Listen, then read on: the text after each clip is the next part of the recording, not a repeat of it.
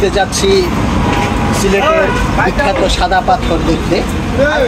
সাদা পাথর দেখবো এবং সেখানে বেশ কিছুক্ষণ সময় কাটাবো। আর সিলেট থেকে আমরা এসেছি এখানে সাদা পাথর দেখার জন্য। আশা করছি আপনারাও থাকবেন আমার সাথে এবং সাদা পাথরটা উপভোগ করবেন।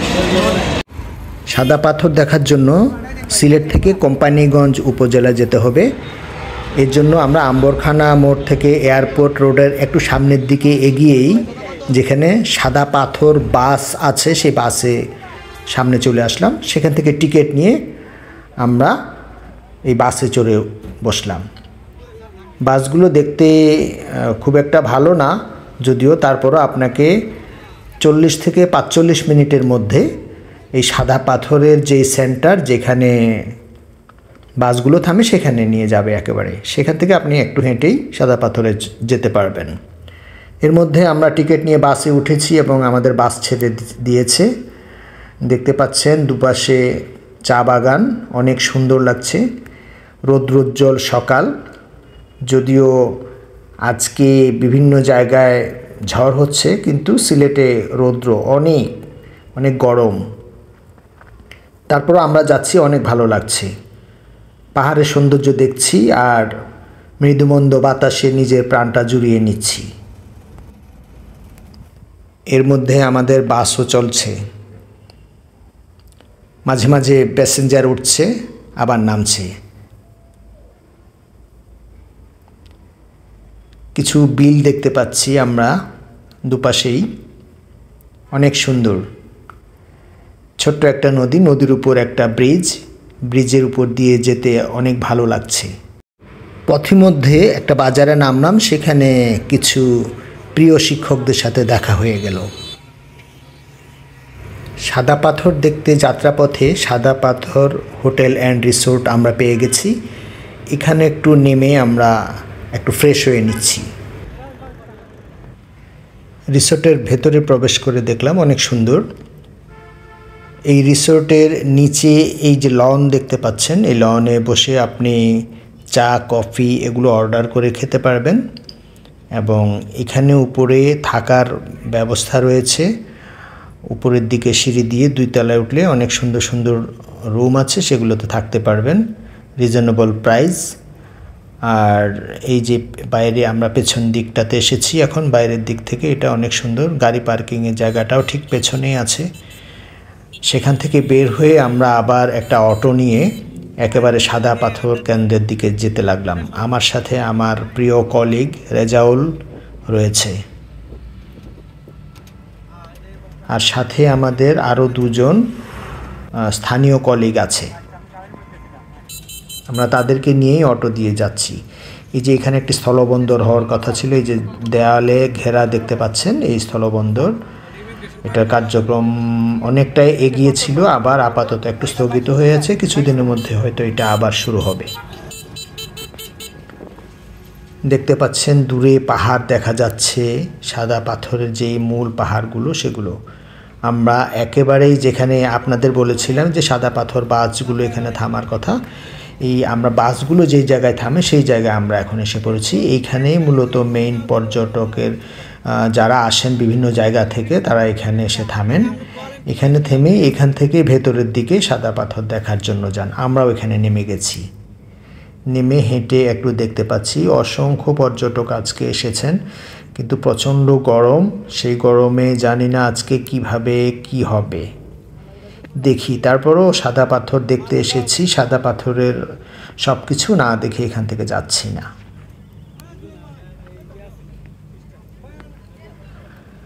এই যে এখানে আম কেটে বিক্রি করা হচ্ছে, খেতে পারবেন চাইলেই।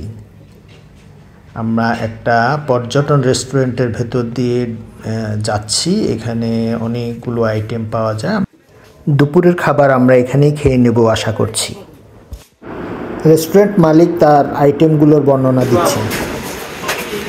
দুপুরের খাবার পাওয়া যাবে ইনশাআল্লাহ। আমাদের খাবার অনেক খাবার আছে, আপনি দেখতে পারেন।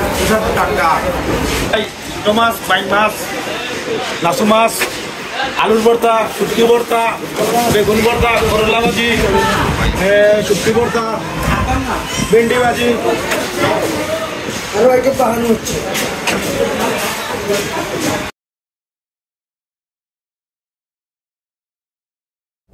আমরা রেস্টুরেন্টের ভেতর দিয়েই সাদা পাথরের যেই জায়গাগুলো আছে সেইখানে যাওয়ার জন্য আমরা নিচের দিকে যাচ্ছি।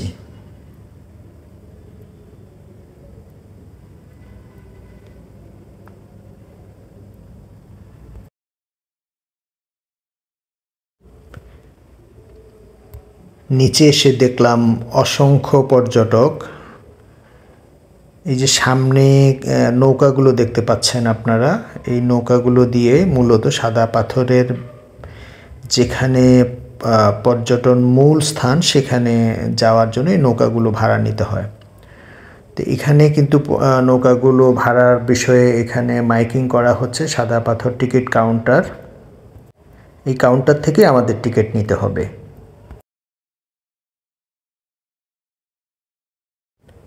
প্রচণ্ড রোদে টিকতে না পেরে একেবারে সামনে দুটো ছাতা দেখতে পেলাম। এই ছাতার নিচে আমি চলে আসলাম। এসে দেখলাম একজন বিক্রেতা আম, শসা, বড়ই এগুলো বিক্রি করছে এবং আনারসও আছে 20 টাকা করে প্রতি গ্লাস। এখানে একটু দাঁড়ালাম, তারপর আমরা আমাদের কাঙ্ক্ষিত নৌকাটা পেয়ে গেলাম। কিছুক্ষণের মধ্যে আমরা ভাড়া নিয়ে সেই নৌকায় উঠে গেলাম সবাই।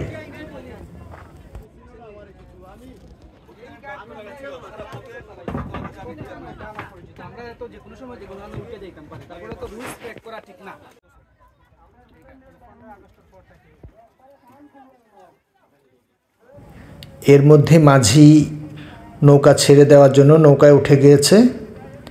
আমরাও খুব তাড়া করছিলাম কারণ অনেক গরম লাগছিল।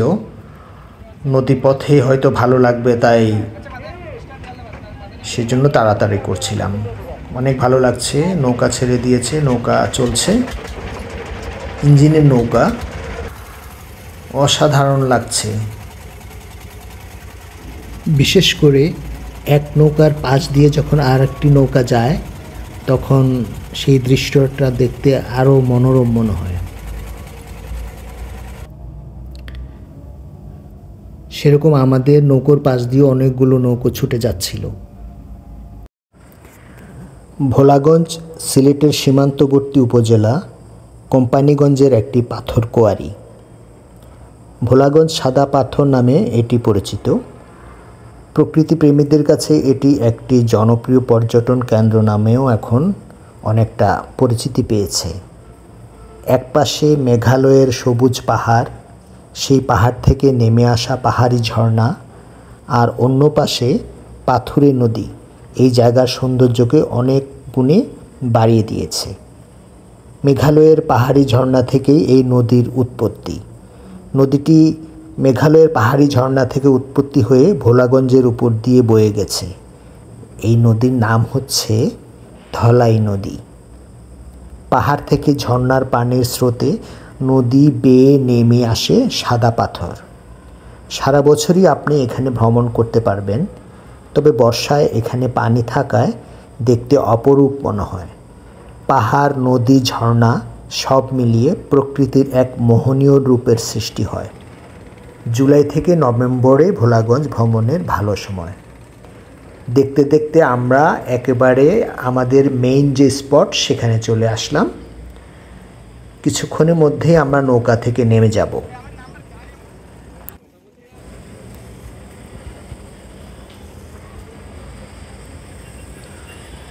নৌকা থেকে নেমেই আমরা সামনের দিকে এগিয়ে যাচ্ছি। কখনো কখনো মনে হয় প্রকৃতির মাঝে নিজেকে একেবারে হারিয়ে ফেলি। প্রচণ্ড রোদেও আমাদের মধ্যে কোনো ক্লান্তি নেই। চারিদিকে পাহাড়গুলো দেখতে অসাধারণ মনে হচ্ছে।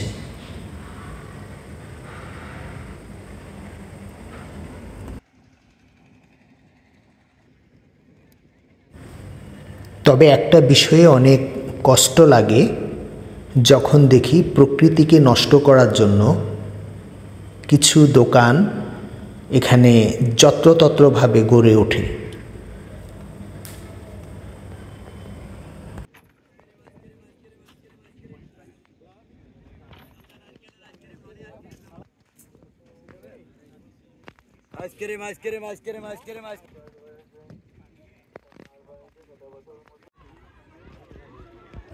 আমরা একেবারেই যেখানে পাথরের জায়গা, যেখানে মূল স্পট, সেই মূল স্পটে চলে এসেছি।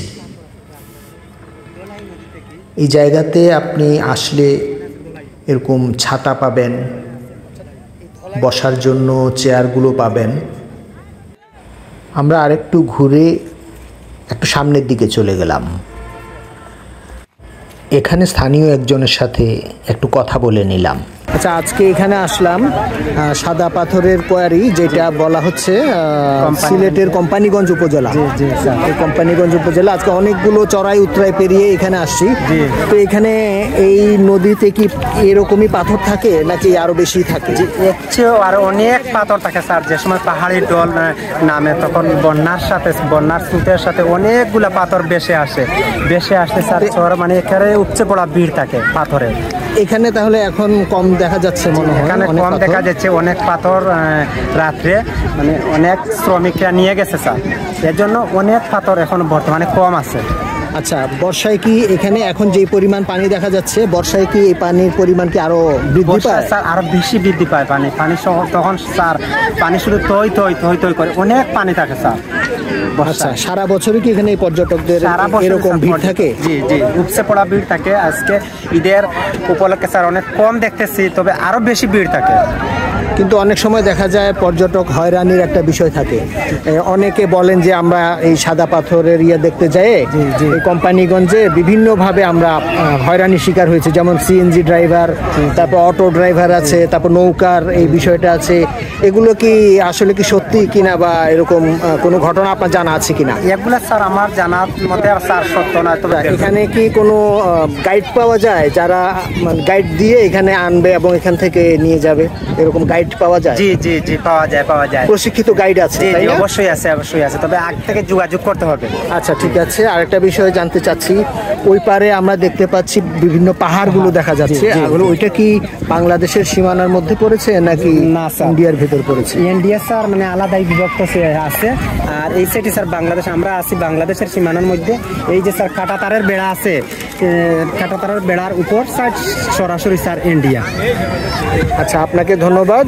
আপনার সাথে আবার কথা হবে। আপনাকেও ধন্যবাদ স্যার। আসসালামু আলাইকুম।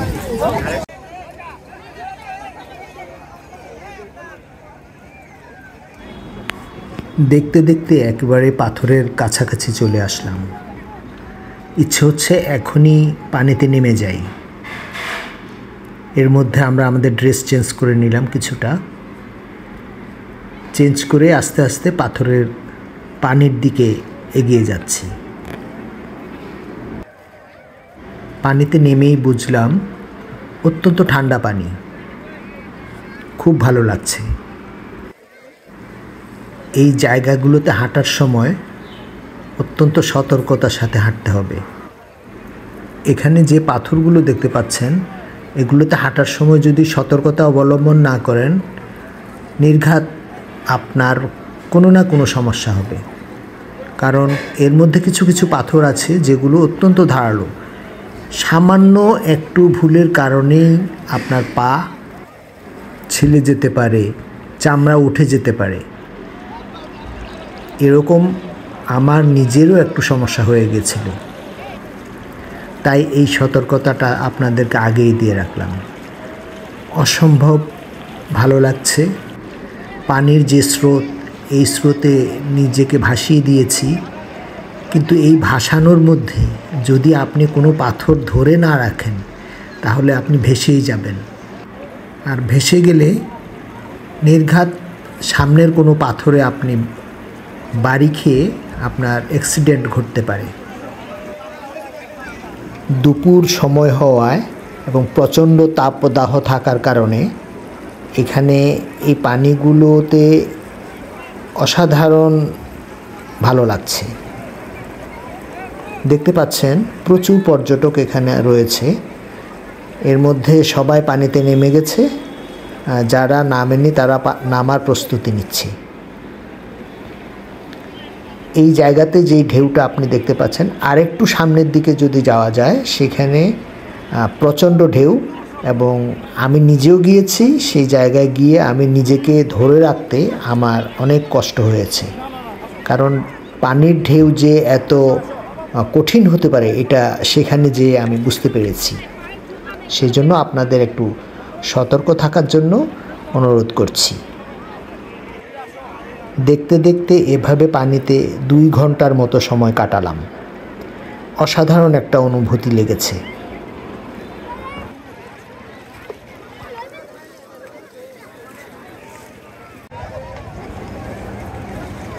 এর মধ্যে আমরা কাপড় চেঞ্জ করে নিয়েছি। এবার ফিরে যাওয়ার পালা, কারণ আমাদের অন্য গন্তব্যে যেতে হবে। তাই আমরা আবার পূর্বের পথ অনুসরণ করে যাচ্ছি। সামনের যে ঘাটটা দেখতে পাচ্ছেন, এই ঘাট থেকে আমরা নৌকা থেকে নেমেছিলাম। এইখান থেকে আবার নৌকাতে আমরা উঠে যাব।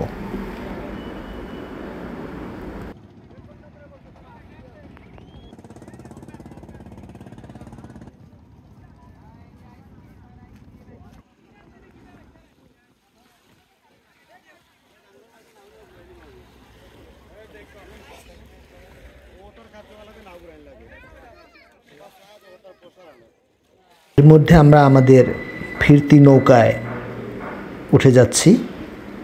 কিছুক্ষণের মধ্যেই নৌকা ছেড়ে দেবে। আমরা ফিরে যাচ্ছি আমাদের পরবর্তী গন্তব্যে। কিন্তু আজকের এই ভ্রমণটা অত্যন্ত আনন্দদায়ক ছিল এবং অনেক মজাদার ছিল। বিশেষ করে যখন পানিতে নেমেছি এবং যখন এই নৌকা করে এসেছি এবং ফিরে যাচ্ছি, পানির যে সৌন্দর্য, এই সৌন্দর্য অসাধারণ। সাদা পাথর ঝিরি থেকেই ধলাই নদীর উৎপত্তি। সেই ঝিরিটি এখানে এসে অনেক বড় একটা নদীতে রূপ নিয়েছে। আজকে ভিডিওটা এখানে শেষ করছি। পরবর্তী ভিডিওতে আপনাদের সাথে আবার দেখা হবে। ধন্যবাদ।